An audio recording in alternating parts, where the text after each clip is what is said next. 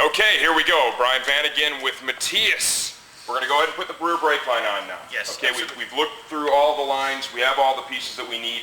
Other tools you're going to need to do the job are simple. We've got 6mm Allen here and here. We have that right here on a ratchet extension.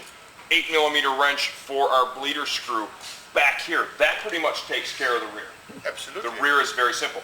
Now, I want paper towels to keep the brake fluid off of the paint. You want to try and prevent contact between the fluid and any painted or powder coated surfaces.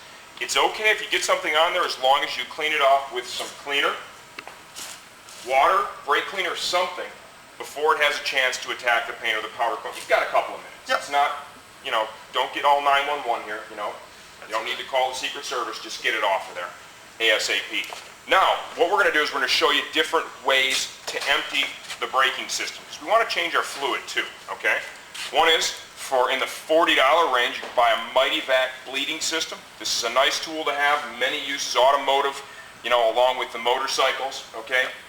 $40 range, very affordable. Another option is air-powered bleeder, right? More expensive. How much are these? Around about $180. Right, and plus you need an air compressor, okay? What we want to do is we want to show you guys a very affordable option. This is a bag, a bleeding bag and hose kit from Speedleader. Here is the bag. It Comes has a with a seal. rubber cap. Yep. So if you fill the bag, you can close it. Just put the little hose on here.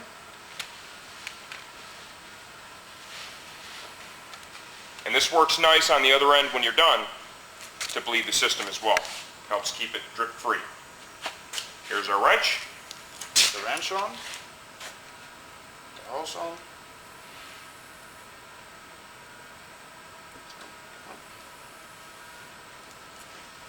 There we go, hose is on.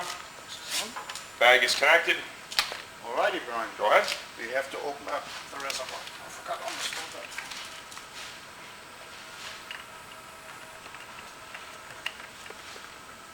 And what we're going to do now is simply use the master cylinder in the rear to push the fluid through the reservoir and out the caliper. You ready?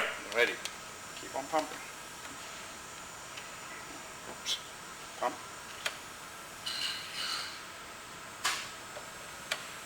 And what we're doing is between each application, he is opening and closing the bleeder screw. Okay? It's open now, I push down. I hold it down, he closes it. I let it up, he opens it, I push down, he closes it. And keep going, we're almost there.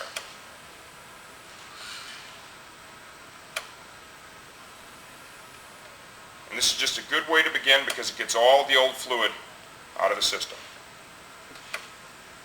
Easy way. And inexpensive, which is important. And I know today we're all trying to control costs for sure.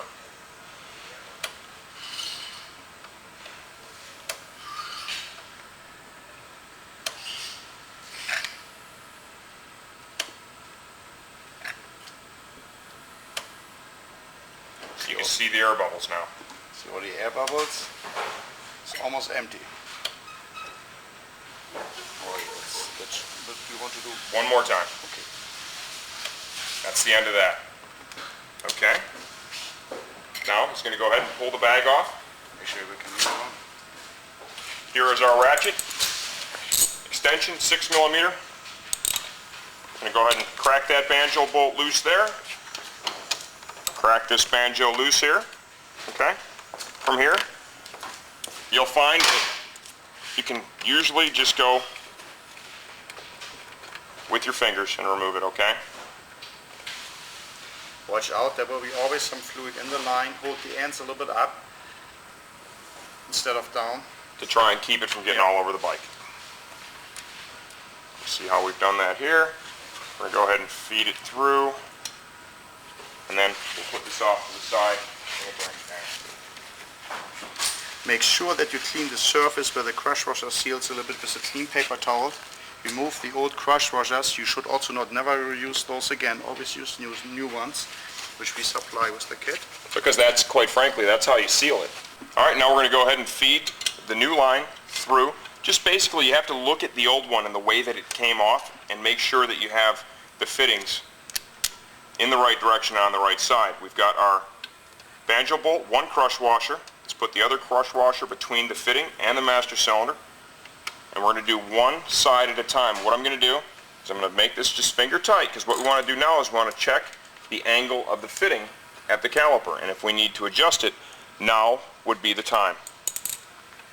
And looking at this, I don't know about you, bud, but that's pretty much it. That's a home run. Doesn't need any No, adjustment. the guys did a great job on that one. So here is our banjo bolt and 2 crush washers. Now, these are aluminum banjos, right? That's How tight correct. should I make these? I always recommend make them 18 Newton meters, which is around about 12 foot-pounds, Which is not much. which is not much. And I'm used to tighten those without a torque wrench, because I know, you know, Sure, we both do. so it's, those banjo bolts can take a lot, but you should always use a torque wrench doing this. Torque them around about 18 Newton meters, or as I say, 12 to 13 foot-pounds, and that will do the job. Now we have to refill it with brake fluid. Absolutely, and there is our rear brake line installed. Okay, we're going to go ahead and we're going to cut here, and then we're going to work on the front brake lines, and then we're going to try and do one video where we'll show you the great mystery of brake bleeding. Yes. Get a lot of calls on absolutely. that, so I think this will be real helpful for some, so we'll be back in a second.